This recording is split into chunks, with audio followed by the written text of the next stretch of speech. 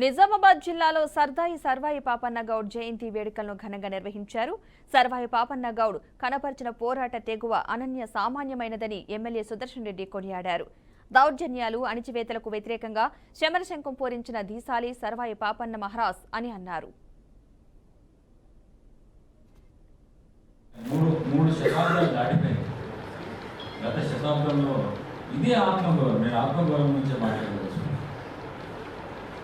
Martin Luther king అనేది అంటే ఒక 30-40-50 ఏళ్ళ కింద అమెరికాలో ఒక పెద్ద ఉద్యమం వచ్చింది, నల్ల జాతీయ హక్కుల కోసం. అక్కడేం జరిగింది?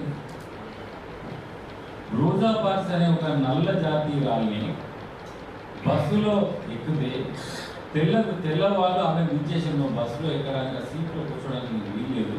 ఫస్ట్ మనం తెల్లవాళ్ళు కూర్చోవాలి, ఆ తర్వాత మనసులో తప్ప మీరు కూర్చోడానికి వీల్లేదనే అవమానాన్ని గురి చేస్తే అక్కడ మార్టిన్ లూథర్ కింగ్ అనేవాడు పోరాటం మొదలుపెట్టి చివరికి నల్ల జాతీయుల హక్కుల కోసం పోరాటం చేసి హక్కులు కూడా సాధించాడు.